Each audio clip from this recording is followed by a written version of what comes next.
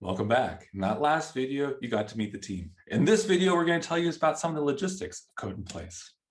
First, why don't you gather around and let me tell you the story of what Code in Place is. At its core, Code in Place is a rather simple thing. We are tens of thousands of students from around the world who came together to learn, and we're going to be supported by over 1,000 section leaders. And what we're going to learn is the first half of Stanford's Introduction to Computer Science course. And this whole thing is one big community service project.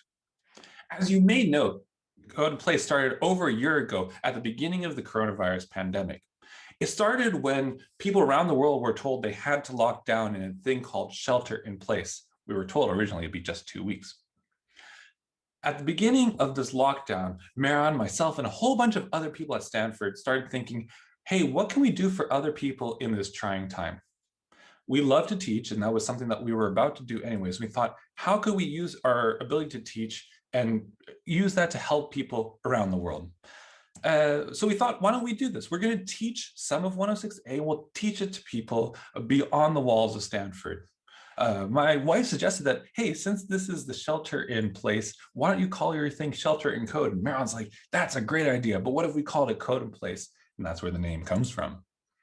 Now, when we decided we were going to teach people the beginnings of CS 106A, we could have just put our content out there, but we thought this would be missing the most special part of our course. When we think about the most special part of our course at Stanford, really what we say makes the class so incredible is this section leading experience. When people are learning 106A at Stanford, they learn in small groups of about 12, led by a section leader who is somebody who took the course a few terms before. This creates community. It creates a wonderful place for people to ask questions. It seems to be one of the heart and souls of our program. So we want to bring this best part to you. So we thought, let's just not make another massive class. Let's make a class that brings teachers together with students. And then we opened it up to the world. We said, hey, who wants to volunteer their time to teach? And who wants to volunteer their time to learn? And people from every corner of the world came. We have students from all 7 continents, including Antarctica. We have students from over 150 countries. We span every walk of life, whole bunch of cultures. It's just a really wonderful group of people who have come together to do the same thing. What we really want at the end of the day is we all want to become better programmers and better teachers. Now, before I go into some of the nitty-gritty of the course, a couple of things I want us to keep in mind throughout the entire experience of Code in Place. The first thing is we're here to have a really good time. I couldn't imagine anything more fun to do than to learn to program, or to learn in general, and like what could be more fun than to learn to program. But what I mean by this is a little bit more. This is not a class where you're going to get a grade. This is not a class where you're going to be judged. This is a class where we have the really unique opportunity to focus on all the good stuff.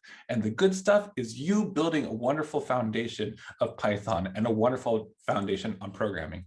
We want to build this great platform upon which you can create a wonderful career, or you can create a wonderful hobby. So let's appreciate that we get to focus on all the good stuff. Yes, at the end of the course, if you make it final project, we'll put that final project on the world on codeinplace.stanford.edu for the whole world to see. And you can point to it and be like, hey, look, I took this great thing called Code in Place. But really, throughout the process, I want you to focus on what matters. And what matters is that you really learn how to program. Another thing I want us to keep in mind is that this is a really interesting community service project. You are here because you are giving your time to learn. The section leaders are here because they're volunteering their time to help you on your learning path. And then the whole Code in Place behind the scenes team and the teaching team, we're doing this as an act of community service. And that's a beautiful thing. It is this wonderful energy from which we can create a really great community. We're here giving to one another, and that allows us to really bring a sense of appreciation to every interaction we have. Appreciating our students, appreciating our section leaders, appreciating the course staff. What a great energy from which we can create a beautiful community of teaching and learning. Another thing to keep in mind, and maybe this is obvious because we've been through the pandemic for almost a year now, but throughout the pandemic, things are always changing, and they're changing for different people in different ways. We are still in the pandemic, which means that unexpected things will happen to some of our students and some of our teachers. In fact, I'd point out that at least one section leader has already reported getting sick. Things are going to happen, and we're going to help each other throughout these trying times. We'll try and be accommodating through all the unexpected things that life may bring to us throughout the course of Code in Place. And then, on this idea of appreciation and community service, this class is its best when we help each other. I want you to think of yourself as an active member of this community. Help the people around you learn. Help ask fantastic questions. Help yourself learn. We all want the same things. We want every single person in this class to succeed. And when I say we, I mean you as students too. We all want one another to have a great experience learning how to program. And we want it that every single person who's willing to put in the time can walk out of Code in Place as a great programmer. Okay, so those are some things to keep in mind. Now let's talk a little about what you're going to be doing while you're in Code in Place. Now, one logistic I'm often asked is, do I have enough background for Code in Place? As you may know, we've said Code in Place is built for beginners. When I say it's built for beginners, what I mean is the prerequisite that we really require you to have to be in Code in Place. So the knowledge you need before you're ready to take this class is simply, can you recognize a computer that's on? Because if you can recognize a computer that's on, or if you can turn a computer on yourself, then you'll have access to a computer. And if your computer has a browser, that's all you need to learn. We don't assume that you already know how to program. We don't assume that you have any programming background at all. We assume that you're coming as a blank slate and you're just geared up and ready to learn. Some of you will have some programming experience, and that's fine too. This course is built for people who don't have any prior background. Now, if there's one thing you take away from this lecture, it's that this is the website that you can go to for all of your logistics information. You can go to codeinplace.stanford.edu/course. Once you log in, you'll get access to the entire course information. That's our course homepage. That's where you'll find our videos. That's where you'll find your assignments. It is one of the most important things to know about the logistics. Okay, so we're going to do a whole bunch of things in Code in Place, but I want us to keep focus on the learning goal. The learning goal is that you learn how to solve problems with Python. And towards that end, I really hope that you find the joy of learning a new skill. I want you to both learn how to program, but I also want you to have a great time and build that motivation that would allow you to take this great ability much further. To get there, there's a whole bunch of course components. One of the core ideas of Code in Place is that you get to have this live, interactive, small group thing that we call section. In section, you'll meet with about 10 to 12 other students with one section leaders once a week. It's your chance to ask questions to somebody who knows how to program. It's your chance to build some community with people from other walks of life. It is a really great experience. You have been assigned to a section. If you haven't, there's a way to do a late assignment. And you should go to that section. That section will be sometime between Wednesday and Friday of this week. If you miss a section, that's okay. There will be a recorded section that you can watch, which will be released on Friday. But if you can go to section, go. Even if you don't feel very prepared, that's fine. The section leader will help you become successful. It's one of the cornerstones of the class. If there's one thing that you can do throughout Code in Place, I would encourage you to go to all 5 of your sections. There'll be one section every single week for the first 5 weeks. Sections is one of the core parts of Code in Place. One of the second most important parts of the Code in Place is the assignments. You're going to learn by doing. And when we say learn by doing, we mean what code are you going to write? The code you're going to be writing will be solving these different assignments. There'll be 3 different assignments that we give you throughout Code in Place. And the first one's already out. The first assignment, which is the Carol assignment, has gone out now, and we're going to give you until April 28th to complete it. Now, that's not a hard deadline. There's no grades. If you need a little bit more time, that's absolutely fine. But that's a goal. It's a milestone. If you can complete it by that time, you'll be on track to finish Code in Place. It has a whole bunch of little Carol challenges, which you could do. And in fact, after you finish watching the first lesson, we encourage that you go get started on the first assignment and try and do the first question in assignment 1, Carol. In addition to the assignments, there's a whole bunch of lessons. You'll be learning through videos like this one. And in addition to the videos, there's things that accompany the lessons to help you learn. There'll be some worked examples. There's some readings that go along with every single lesson. And then finally, we have a discussion forum. In the discussion forum, you can go ask questions for other people in this class. For almost all questions you have, Ed is the right place to go.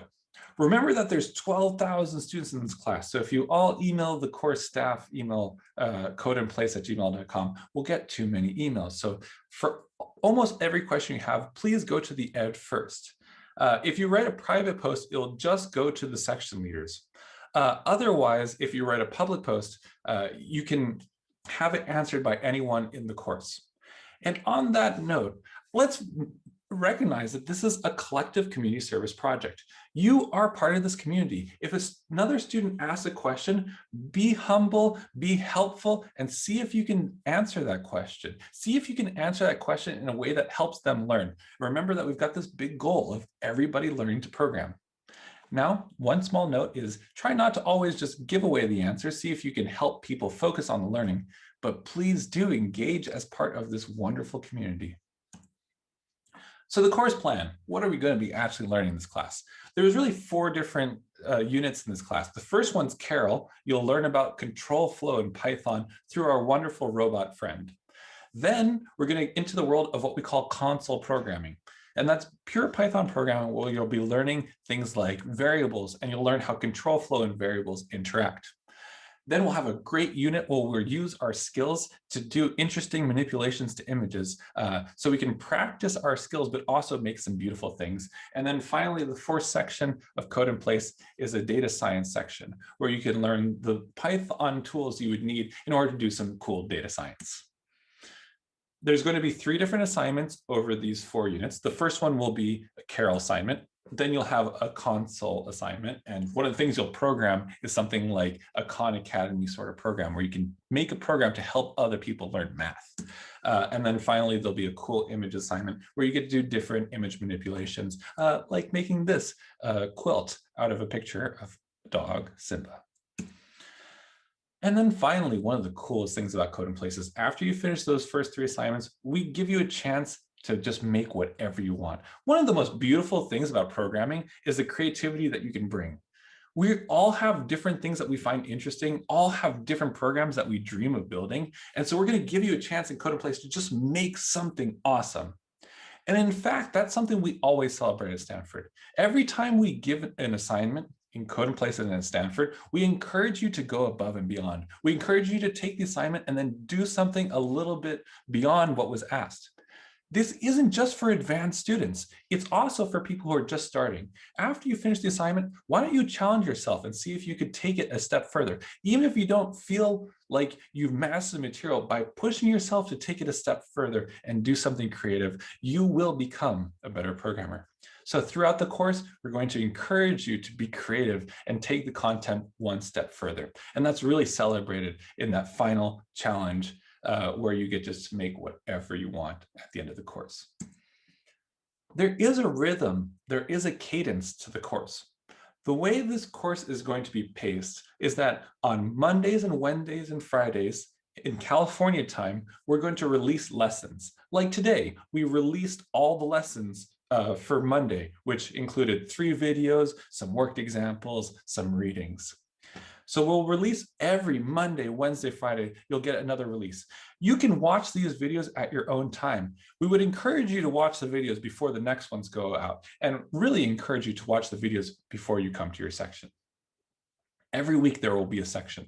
Sections are at different times, depending on what time zone you're in and when you selected to have your section. You should have been told what time your section is. And that will be sometime between the Wednesday lesson and the Friday lesson. The first section is going to go over Carol. The next section is going to go over console, and then we'll have a great section for each of the 5 weeks. There will be little assignments, and as we mentioned, the first assignment is going to be due next week on Wednesday, but really it's something that you should be working on throughout the course. So you could get started today.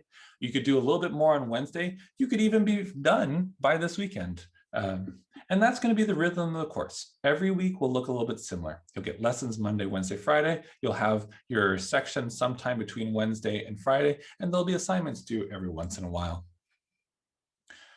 Now, A bunch of questions get asked to us every time we teach a class like this. And one of the questions we're asked is, what does it mean to be successful? The answer to that is really just that if you put energy in, if you commit some time, and if you learn something, you've been successful. Now, everyone gets to define what their own objective is and what successful means.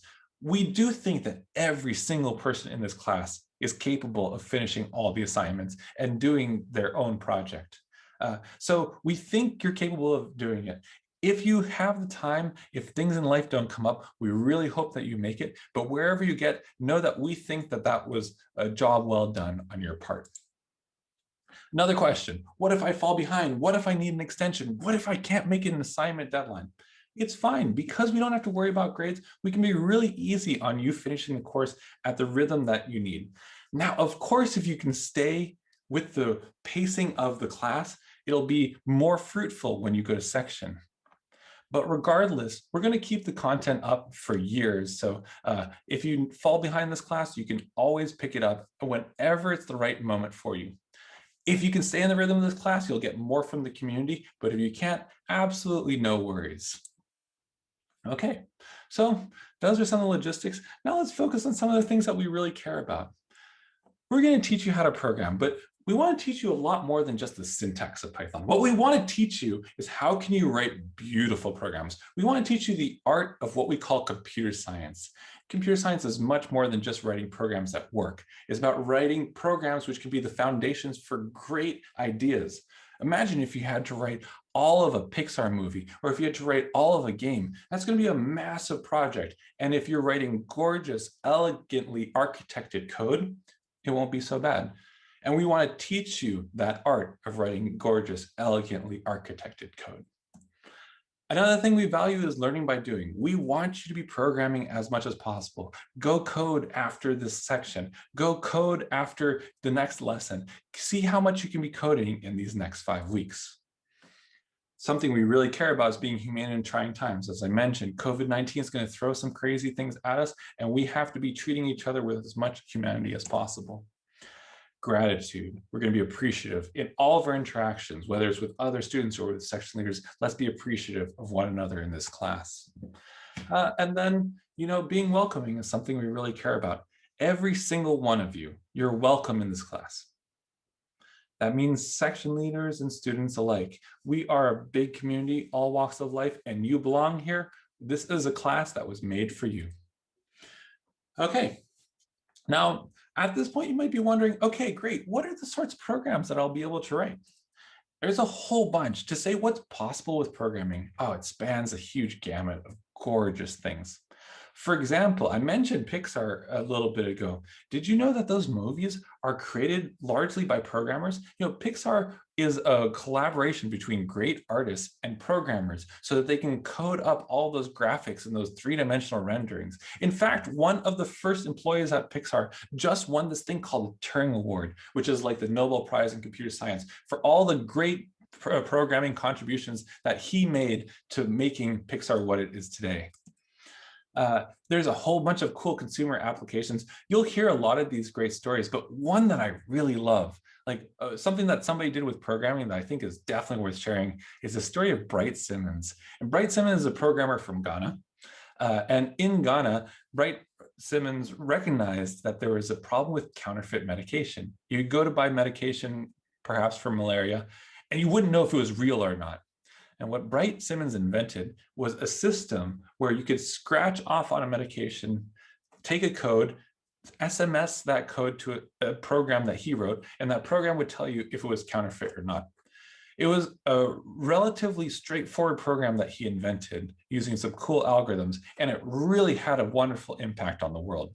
So one of the things you could write using Python are programs that are consumer applications that could do something good for your community or the larger community. And there's really no limit. Saying what you can do with programming is an unbounded question. I have some friends who are working on some great medical applications, everything from researching diseases and how we can fight them to making cool robots that can do incredible surgeries. Healthcare is something that impacts everywhere around the world and is becoming more and more a field where you can apply programming.